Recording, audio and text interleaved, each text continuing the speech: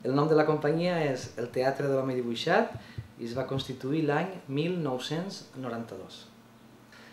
Va néixer com una associació cultural, el 92, el 95, per les pèrdues econòmiques d'una producció, es va tancar i va continuar un any com a associació cultural, i el 96 va reprendre com a societat limitada fins que la legislació vigent va demanar que es convertís en SLU, en Societat Limitada Unipersonal.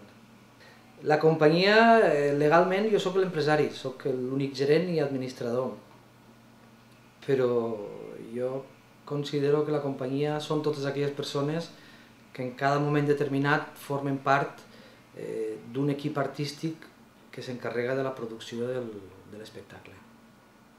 Encara que, bé, jo estic com a gerent i n'hi ha una persona que fa jornada completa a l'oficina. La meva trajectòria anterior a la companyia del Teatre de l'Home Dibuixat, abans del 92, jo em faig professional el 1988, entro a formar part de Xarxa Teatre durant 2 anys, després vaig estar treballant amb la Burbuja i el Teatre de l'Ull de València, Visitants i la companyia de teatre Conino Gurillo. Abans del 88, la meva formació actoral passa per l'Institut del Teatre de Barcelona i abans de la meva formació actoral, els meus inicis són en el Nou Teatre Estudi de Vinaròs. La meva funció principal i per la qual es crea aquesta companyia és per actuar, jo soc actor.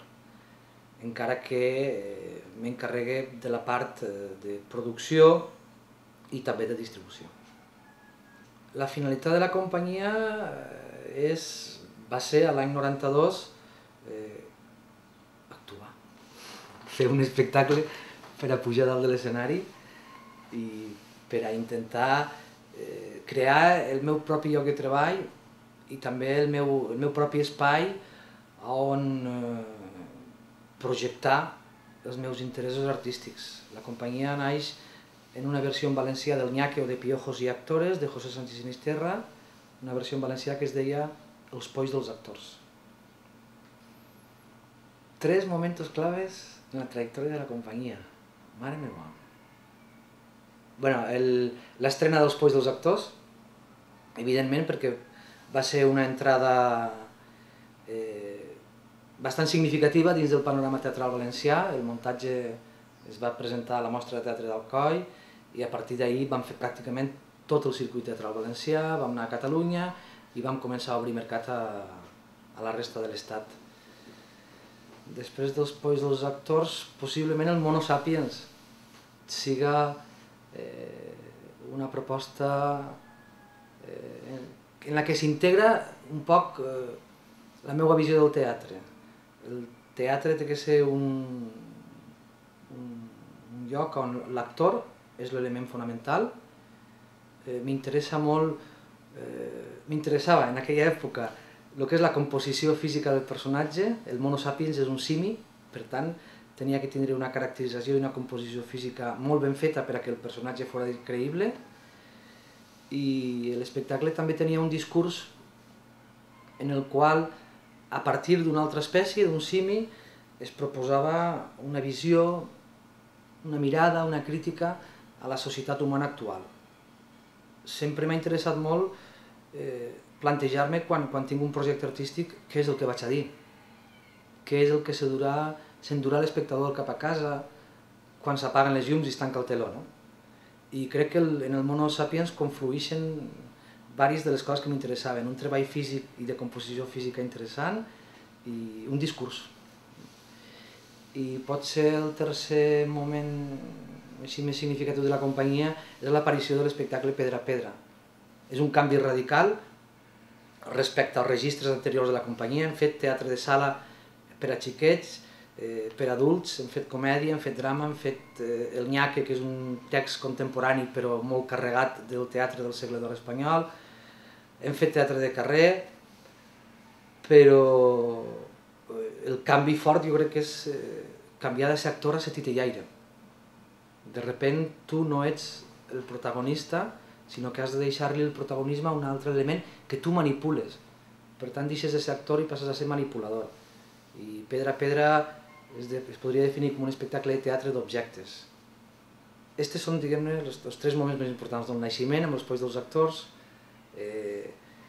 el Mono Sapiens, per tot el que significava, i el Pedra a Pedra, que jo ho dic a vegades en alguna entrevista, que és l'espectacle de la meva vida. Tinc dedicació exclusiva a la companyia? Sí, en aquest moment sí. Des de l'any 88 que em dedico única i exclusivament al món del teatre. A vegades he compaginat la producció, la direcció de la companyia i actuar en la gestió de l'aula de teatre Carles Pons de la Universitat Jaume I, donar classes, en dirigir a la universitat.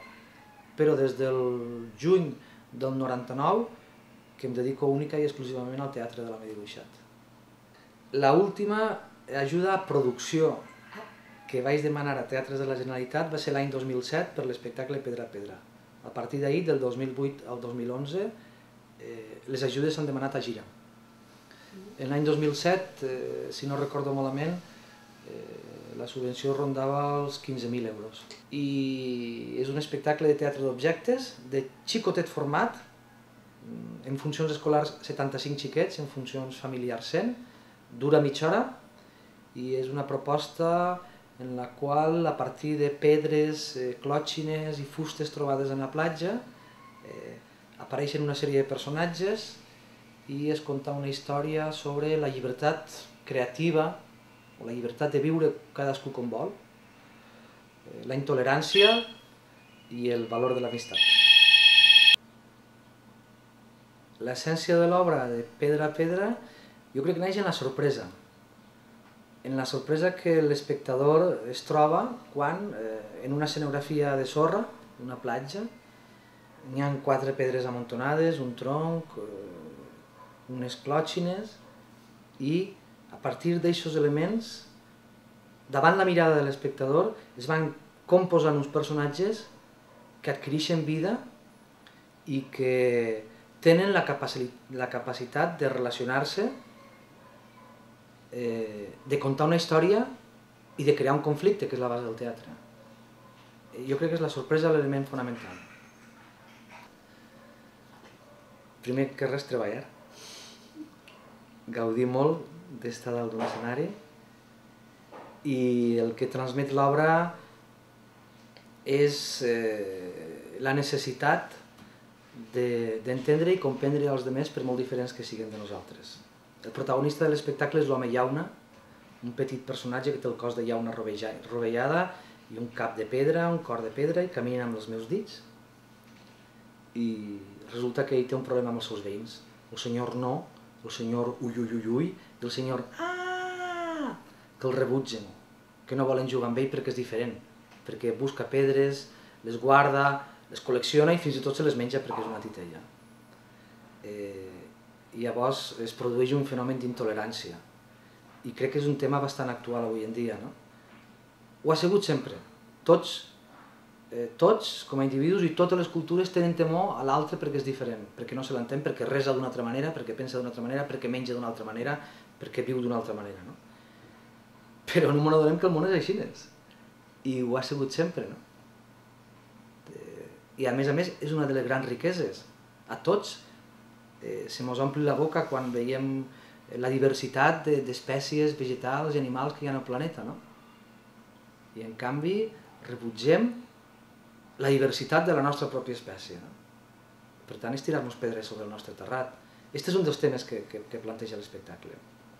El fenomen de la intolerància, la temor al desconegut, al diferent, i finalment, com que té un final feliç, el valor de l'amistat. El personatge, l'home llauna, finalment troba un altre que és molt paregut a ell, que sí que l'accepta tal com és, i que sí que vol jugar amb ell, i sí que vol ser el seu amic. Un poc, l'amistat és una de les coses que totes les persones busquem. Tots necessitem tenir un amic, uns amics, unes amigues que ens accepten tal com som, que moltes vegades ens donen canya, però que ens accepten, perquè tu fas el mateix al revés. I això és una base de les relacions humanes, l'amistat. La producció de Pedra a Pedra va tenir un pressupost aproximat d'uns 35.000 euros i l'ajuda de teatres de la Generalitat, que es va demanar l'any 2007, quan es va estrenar l'espectacle. En veritat l'espectacle es va preestrenar a finals del 2007, amb les ajudes del 2007, però l'estrena oficial va ser el 2008 al FETEM, però el pressupost era de 2007. L'ajuda de teatres va ser al voltant de 15.000 euros. A partir del 2008 i fins al 2011, que estan presentades, la companyia del Teatre de l'Home Dibuixat ha demanat ajuda a gires, perquè l'espectacle des de l'any 2008 que està de gira, donant molta faena i sense necessitat, de moment, de produir un espectacle nou. I les ajudes a gira estan baixant cada dia més, perquè les subvencions estan baixant més. Puc dir-te que la del 2010 va ser 8.000 euros, i l'any anterior pot ser al voltant dels 10.000, el 2009 10.000, el 2008 12.000, estan baixant. Si l'any passat 2010 va ser 8.000, enguany el 2011 no sé què ens espera, perquè tindran que pagar aquest aeroport que tenim sense avions. Com s'administren els diners de la subvenció per a materialitzar el projecte de Pedra a Pedra? En principi tu tens un projecte artístic i també un projecte econòmic. El que passa que, com totes les coses, un projecte és un camí a seguir i no marca mai el final, és obert. És obert el procés artístic i quan comences un espectacle en veritat no saps com acabarà, i és obert també el projecte econòmic, perquè sobre la marxa vas trobant necessitats. En el projecte del Pedra a Pedra n'hi havíem implicades 2 persones de la companyia com a gerent i com a auxiliar de producció, i després hi havia la directora i autora, l'escenògrafa i utillera i el compositor de la música. A part, col·labora gent en l'aspecte de publicitat, que jo sempre, totes les companyies sempre ho incloem dins del pressupost de la producció, la publicitat de l'espectacle. En totes aquestes persones, en tots aquests rols de producció d'un espectacle, es distribueix el pressupost, depenent cadascú del caché que et demana, de les negociacions, del preu de mercat. Cada espectacle és un món. Si no hagués rebut les ajudes, com afectaria això el projecte? Tardaria més en pagar a l'equip de la producció de l'espectacle. Com han evolucionat les ajudes rebudes al llarg de la trajectòria? De més a menys. Els retalls pressupostaris no venen només des d'aquesta famosa crisi que tenim, sinó que ja porta uns quants anys retallant-se el pressupost d'ajudes. O almenys retallant-se les ajudes que nosaltres rebem. Aquesta és una companyia molt xicoteta. En aquests moments es mantenen 4 espectacles en el repertori, els 4 espectacles són monòlegs. Moltes vegades la valoració de les ajudes a la producció és mercantilista, es basa en les propietats que té una empresa o en el número de treballadors, de cotitzacions a la Seguretat Social, i això dona punts. I el projecte artístic té un percentatge menor. En el meu cas, el que pesa, en el cas de l'Home Dibuixat, el que pesa és el projecte artístic. Perquè no tenim una nau, no tenim 15 treballadors, no cotitzem 3.000 dies, 4.000 dies a l'any perquè som 2 persones. O sigui que podem cotitzar 365 més 365 dies a l'any. Va a menys, cada vegada les ajudes són menys. És el món que tenim. Si els governants que tenim no són conscients de que l'art és important, el pressupost que ara no destinen a cultura el destinaran a sanitat, perquè faran falta més psicòlegs i més psiquiàtrics. L'art, la plàstica, la música, les arts escèniques són un vehicle en el qual les persones poden anar a veure. A veure i a veure. A veure i a veure. A rebre. I jo crec que la societat que cuida els seus artistes és una societat més sana. I la societat que no cuida els seus artistes i que no té cultura, que no mira per la cultura, és una societat insana i per tant té problemes de salut mental de salut emocional i de salut social. Comentar deficiències i encerts de l'ordre d'ajudes actual. Jo crec que en aquest moment és massa mercantilista, que s'hauria de mirar cada cas concret i veure si en una companyia el projecte artístic potser és menor que el projecte empresarial, però és necessari. I evidentment jo crec que els pressupostos en grans fastos i en grans eventos, en Fórmules 1, en regates i grandes edificios vacíos de contenido, això són com les falles, se crema i desapareix. No estem anant per bon camí i tampoc fa falta inventar-se res, només cal pujar aquí dalt dels Pirineus i començar a veure els països de centre Europa que van començar a espavilar-se molt abans que nosaltres, després de la Segona Guerra Mundial. Nosaltres vam néixer l'any 75 quan se va morir Franco i estem molt endarrerits respecte a ells. Veure en aquests països, en Bèlgica, en Holanda, en Suïssa, en França, quines infraestructures culturals tenen i com les omplen. Els francesos, quan la Revolució Francesa, en la Declaració dels Drets Humans, deien que tota persona té dret a la cultura. I això s'ho creuen. Ells fan una bandera de la cultura, com una cosa nacional. I aquí la cultura que nosaltres tenim és de sainet i barraqueta. Volen vendre algo que no som. No som, no té cap relació amb el poble valencià, la Fórmula 1 o les regates o no sé, complexes de pseudoci com Terra Mítica, no? Són un pegat. I de fet així els estan anant, Terra Mítica, no? No té res que veure, no és autèntic, no és real, no és orgànic, no naix de nosaltres ni avui, ni d'avui, ni del nostre passat. Té molta repercussió mediàtica, sí, i potser portarà molts de turistes, però no parteix de la realitat. Això ho pagarem car. D'on partixo per a començar un projecte? Depèn de l'espectacle. Normalment hi ha un element fonamental i és estar enamorat d'una idea, d'un text, d'una proposta. Pedra a Pedra, per exemple, que és el darrer espectacle, naix d'un llibre. Un llibre que es diu Piedra a Piedra, del dissenyador Isidro Ferrer, publicat per Imaginarium. És un llibre petit, en moltes fotos i poc de text, i és una proposta plàstica que és un d'aquells llibres que vaig comprar per a la meva filla, però que en veritat a vegades els pares compren per a nosaltres, no? I em va agradar moltíssim, li vaig regalar a la meva filla i es va quedar dormint a la seva habitació un any. Però jo vaig tenir una sensació i vaig dir, però que bonic que és això, que interessant, com podríem aconseguir que aquest llibre es transformés en un espectacle teatral. Va passar un any i llavors vaig fer jo el que li dic la prova de l'algodón, que és quan tens una idea, la deixes reposar un temps i després la tornes a visitar.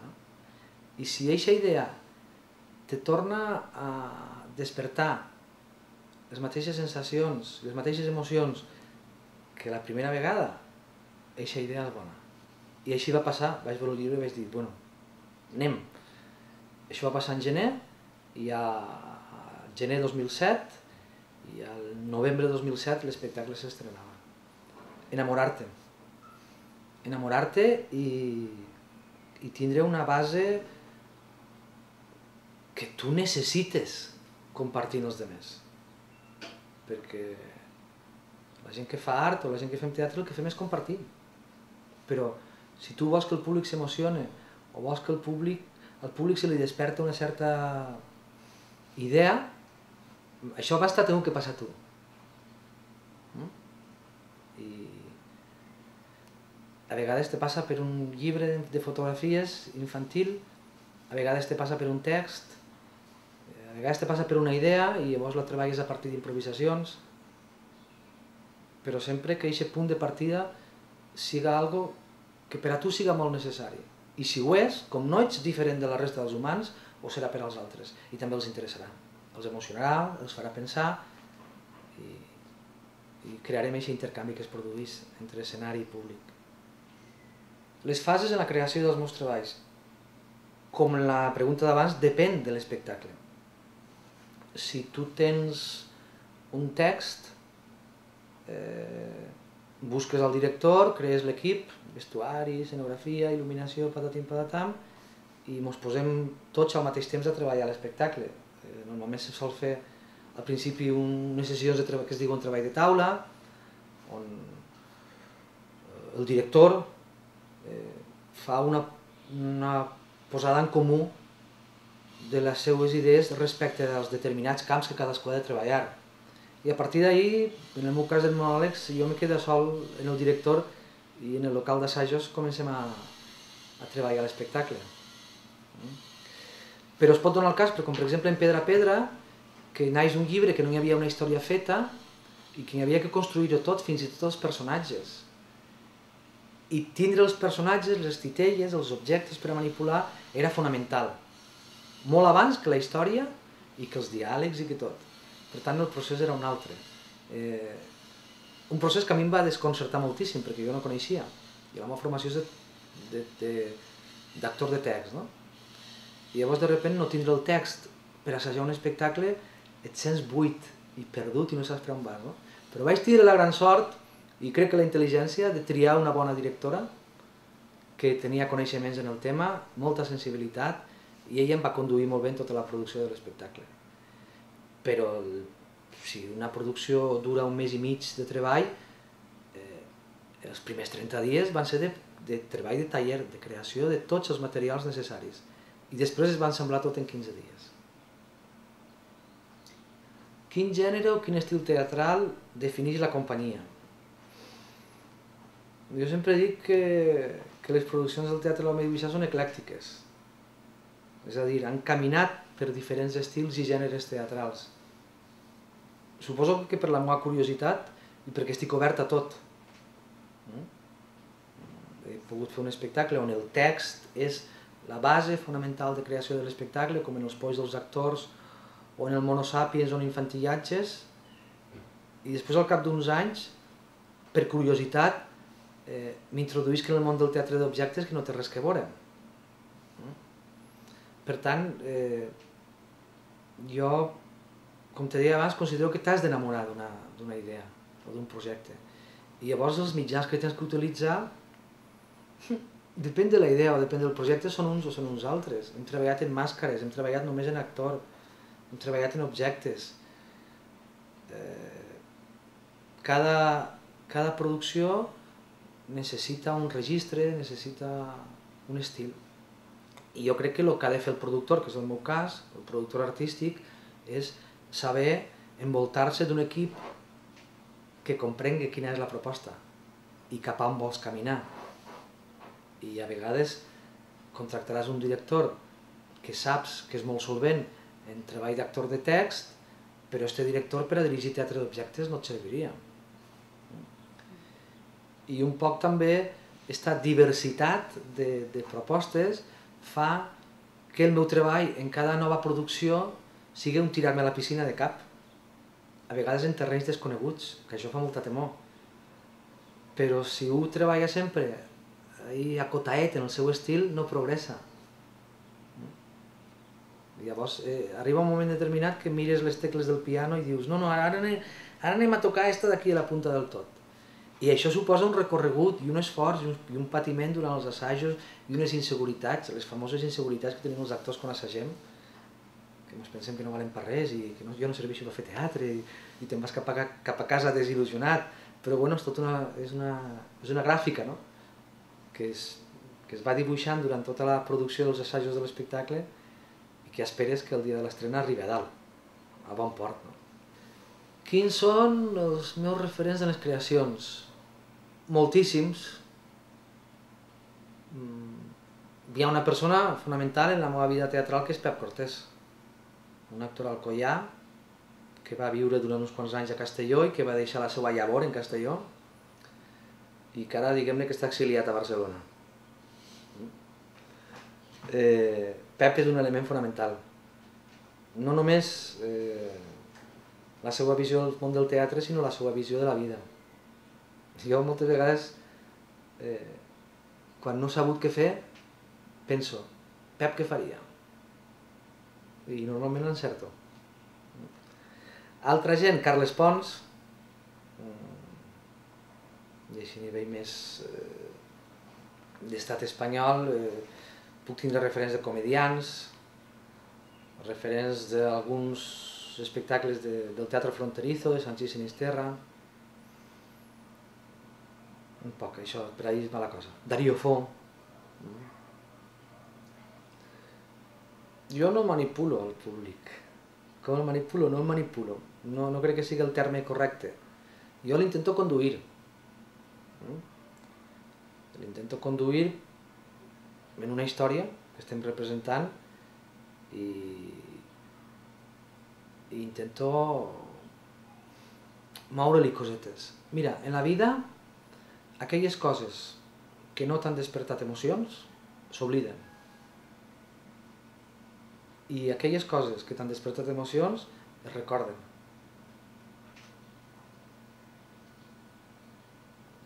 Quin rol té l'espectacularitat en el treball de l'home dibuixat?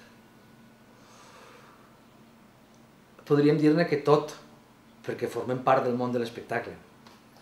El que passa és que l'espectacularitat es pot aconseguir de moltes maneres. Pot ser espectacular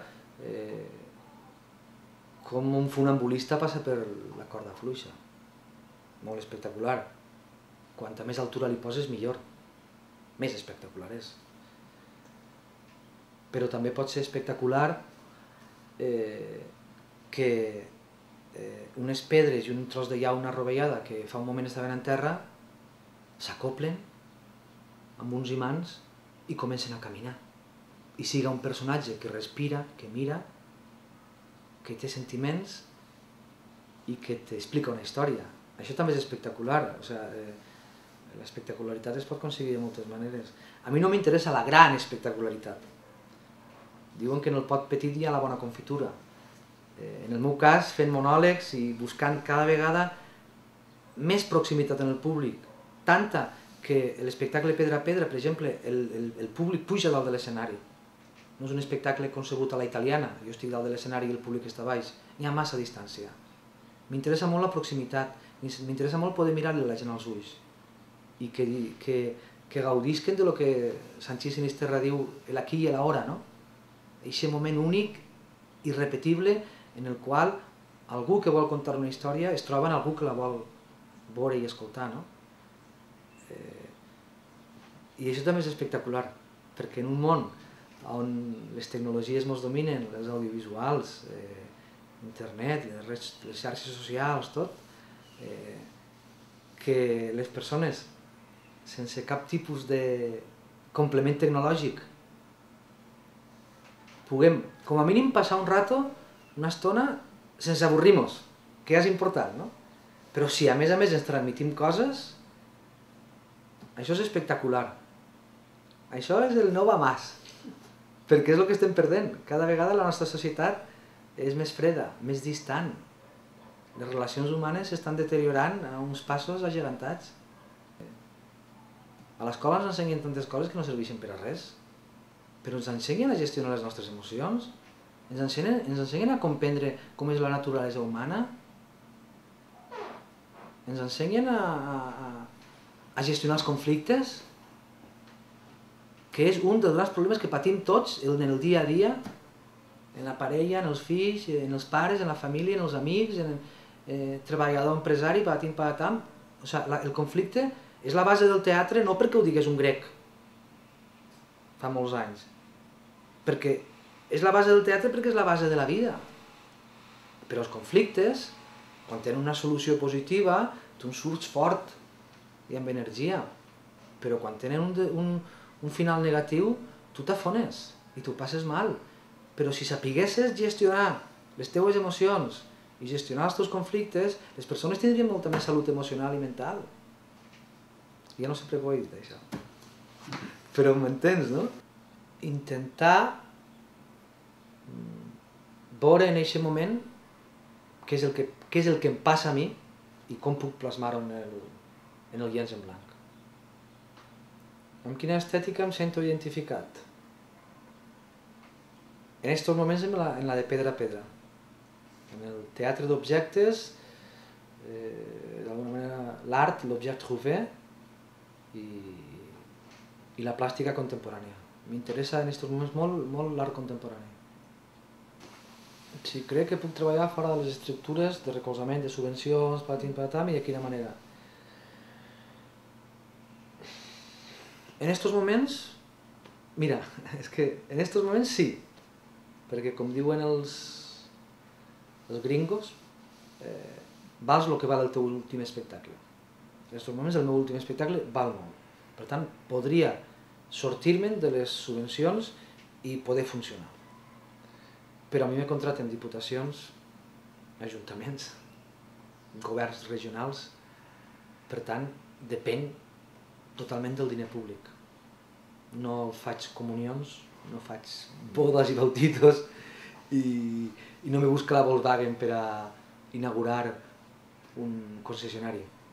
Per tant, és molt difícil que te'n sortigues, però no tenim per què sortir-ne, perquè som necessaris, com la salut i com els metges. Per tant, som empreses privades amb voluntat pública. Què tenen que veure les meves obres amb mi? En principi tot, i si no, anem malament, perquè contaria alguna cosa que no m'interessa ni ha passat per mi. Quina és la relació entre els meus interessos polítics i els meus interessos en el teatre? En principi el 100%. El que passa que el Pepito Grillo, productor Tian, mira d'una manera i el Pepito Grillo, actor, artista, si puc dir millor artista, mira una altra.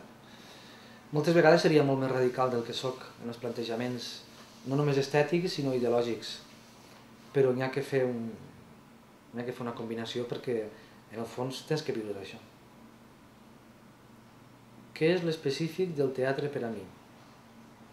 Algú que vol contar una història, un punt d'encontre i un altre que la vol escoltar o veure. Què és el que em motiva per a treballar? Doncs jo crec que el Big Bang. Una energia que he heretat de la meva espècie, de la natura i del món. Ganes de viure. I jo vaig descobrir que les meves ganes de viure tenien que passar pel teatre i aquí estic. Jo porto el Teatre de l'Home Dibuixat, complirà l'any que ve 20 anys, i jo em porto 23 com a professional. Sentir-me útil. Sentir-me útil, crec que és el més important. Què pregunta em faria a mi mateix? Això me la tinc que pensar, Quina pregunta em faria a mi mateix? No sé dir-te-la,